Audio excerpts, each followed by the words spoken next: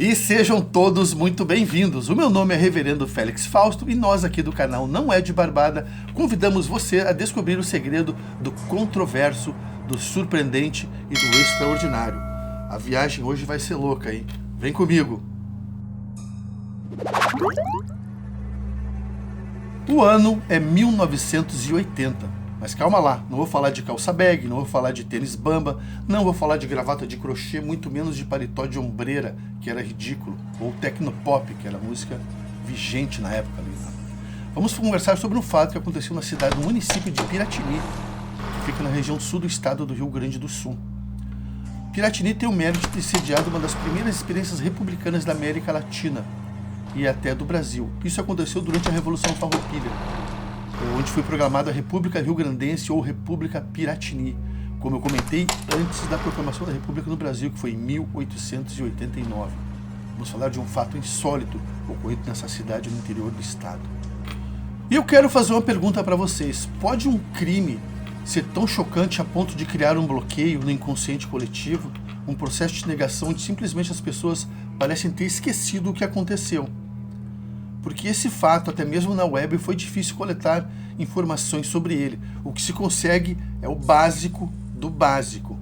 E conversando com pessoas acima de 35, 40 e 50 anos, elas parecem ter uma vaga lembrança. Ah, sim, Piratini. Ah, o Deusinho. Olha, sabe, eu acho que eu lembro. É exatamente isso que acontece, porque Piratini foi o palco de um crime mais hediondo, digno a figurar a galeria dos piores psicopatas que se tem notícia pelo mundo. Vamos destrinchar esse fato terrível que veio a culminar de um dos crimes mais hediondos da história do Brasil. E o personagem principal da nossa história era chamado de Fortunato de Deus da Silva Afonso. O Fortunato ele também atendia pelo apelido de Deusinho, porque era um sujeito muito religioso. E a rotina dele se dividia da seguinte forma: era o trabalho duro na roça, no interior da cidade de Piratini, e as idas frequentes à igreja pentecostal evangélica, que ele frequentava assiduamente. Fortunato, apesar da origem humilde, era um cara muito inteligente, e com o tempo ele passou a memorizar, a imitar o pastor Valdemar Garcia, que conduzia os cultos na igreja pentecostal. O Fortunato, o Deusinho, começou a memorizar toda aquela situação, toda aquela...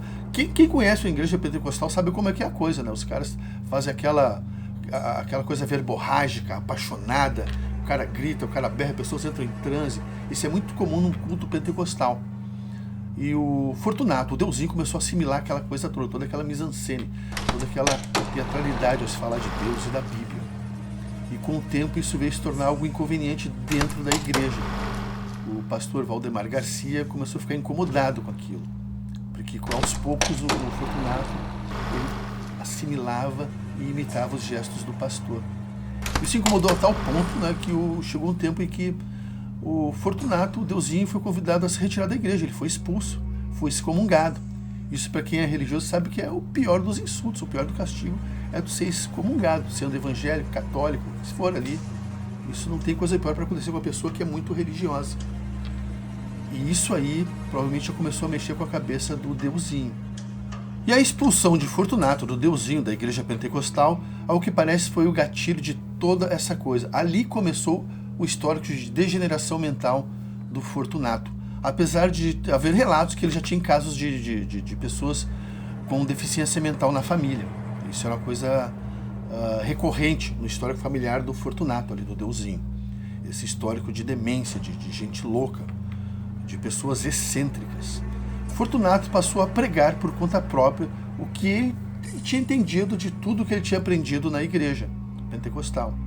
A partir dali criou um culto que misturava misticismo com umas ideias somente dele. Ele era tão apaixonado na pregação dele, começou a reunir pessoas em torno do Fortunato ali. Começaram com alguns parentes, alguns vizinhos e amigos. Os caras estavam dando moral ali pro Deusinho.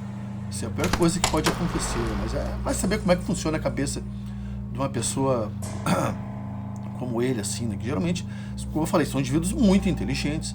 Os caras têm o dom, a capacidade de perceber alguma carência na pessoa, um medo, alguma coisa que ela possa trabalhar em cima e criar um vínculo. A partir dali, o controle mental sobre essa pessoa só aumenta.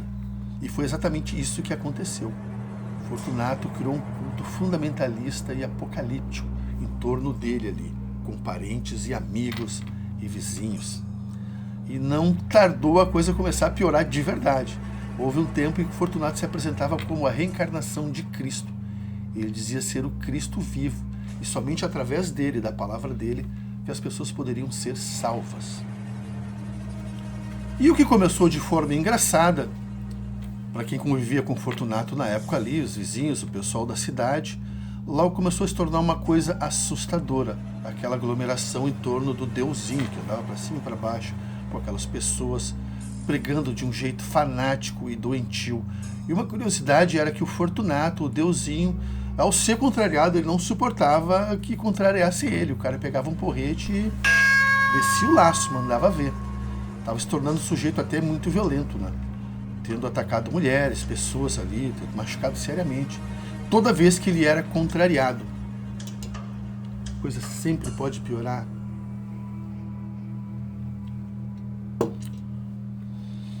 E esses arroubos de violência do Fortunato também começaram a assustar e chamar a atenção.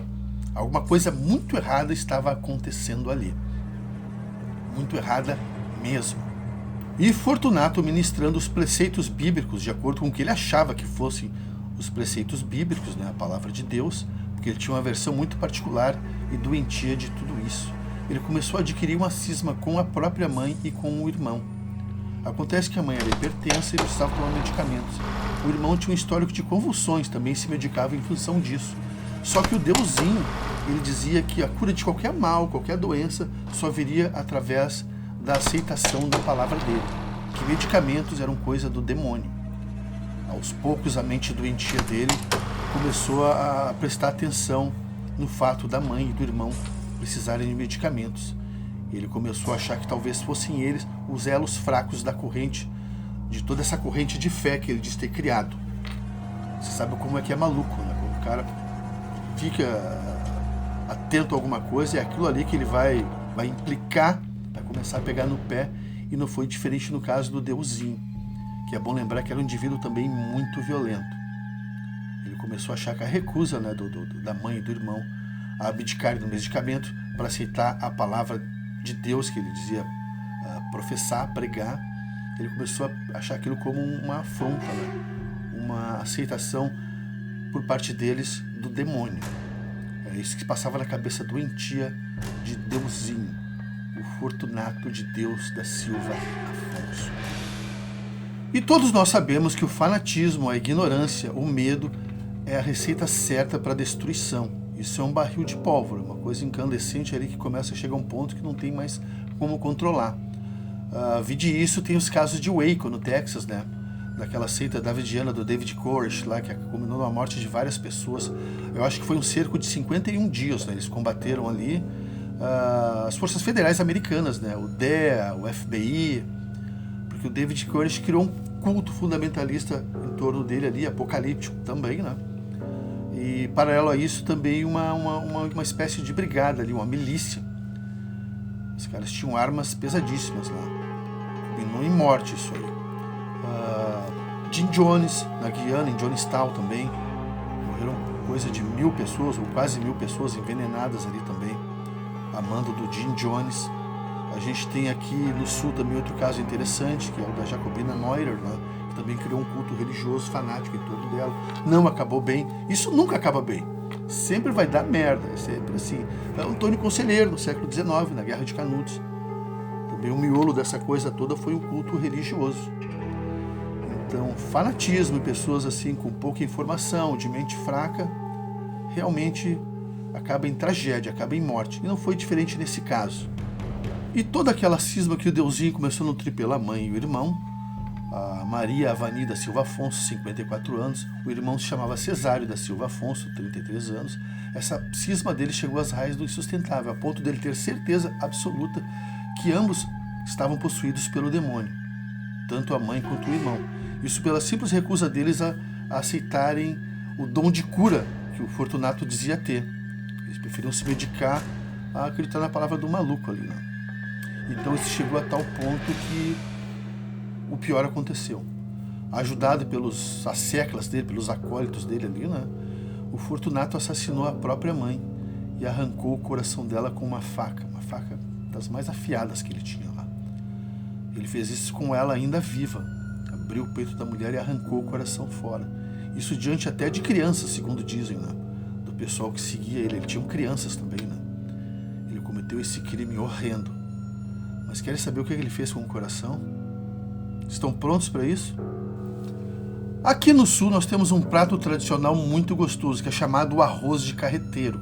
Recomendo, porque é um prato simples, os ingredientes são relativamente fáceis de se conseguir e é muito gostoso. Recomendo que seja feito numa panela de ferro. Ideal.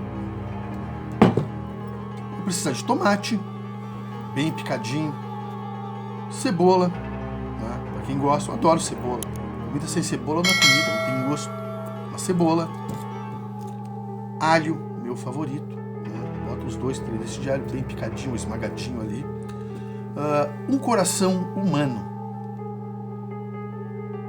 Também é imprescindível que consiga uma faca bem afiada. Afinal, o coração humano é puro músculo, é difícil de se cortar. O ideal é uma faca afiadíssima. Refoga ali a cebola, o tomate e o alho, depois bota para fritar o coração. Minha gente, foi exatamente isso que o Fortunato fez. Um arroz de carreteiro com o coração da mãe. Imagine o que foi esse festim diabólico, né? Esse massacre. E consumado o assassinato da mãe, Maria Avani Afonso, as atenções de Deusinho agora se voltaram para o irmão, Cesário da Silva Afonso. Segundo testemunhas, esse foi abatido com um porrete, a golpes de porrete, e pisoteado até a morte. O ataque foi tão violento que ele teve afundamento torácico e ficou simplesmente irreconhecível. O ataque foi tão agressivo que desfigurou ali o Cesário. O corpo dele, de Cesário, foi encontrado dias depois, próximo a um banhado. E o mais assustador dessa história toda é que tinha uma criança de 6 anos de idade ao lado do corpo, já em adiantado estado de putrefação. E daí então a coisa realmente, os ataques de violência por parte do Fortunato se tornaram frequentes e mais intensos. Ele começou a bater nos crentes dele ali. Por qualquer coisinha ele espancava as pessoas, tendo machucado gravemente algumas. O delegado de polícia de Piratini na época, né, Clóvis Brasil, que conduziu todo o caso, depois de descoberto os crimes, descreve Fortunato como um psicopata frio e calculista. Em qualquer momento, sequer um único momento, ele demonstrou remorso pelos crimes cometidos. E o caso conduzido por Clóvis Brasil, comissário de polícia, o titular da DP de Piratini, ao todo indiciou 7 pessoas. Na verdade, ali o Fortunato e mais 7 pessoas pelos crimes cometidos. Depois desse pessoal preso, parece que a seita foi desfeita, não se ouviu falar mais nela. Na verdade, todo esse caso, acho que tão terrível que foi, acabou criando, como eu comentei no início do vídeo lá, né? Acho que um processo de esquecimento coletivo. Ninguém lembra, ninguém fala. Poucas vezes é mencionado. Tem fontes que dizem que, na verdade, não chegou a acontecer o preparo do arroz de carreteiro com o coração da Maria Avani. Outros dizem que realmente aconteceu. Alguns dizem que viram a mesa ali, tudo preparado, cortado, sangue, cebola, os condimentos ali, mas ainda não havia sido colocado na panela o coração. E outras fontes dão como verdadeiro esse fato. Vai saber? Ninguém vai saber, né? Os últimos dias do Fortunato, ele passou no Instituto Psiquiátrico Forense, onde veio a falecer em 2010. E reza a lenda que o Fortunato também trabalhou de auxiliar de cozinha no Instituto Psiquiátrico, lá no hospício, e botaram o cara para ajudar na cozinha. Olha que coisa inusitada. Isso, não sei se é lenda ou realmente aconteceu isso, né? Realmente houve isso. Colocar ele como auxiliar de cozinha, sabendo que o cara preparou o coração da própria mãe como refeição lá, para os asseclas dele. Galera, esse aqui foi mais um vídeo do canal Não É de Barbada. Espero que tenham gostado do conteúdo de coração. Caso tenham gostado, deixe um like aí, um comentário. Eu preciso saber se mais alguém lembra desse caso. Para mim é importante, deixe um comentário mesmo, saber se mais alguém lembra disso aí. Alguém leu a respeito sobre esse caso aí do Deusinho, acontecido em Piratini lá. Deixa um like, um comentário.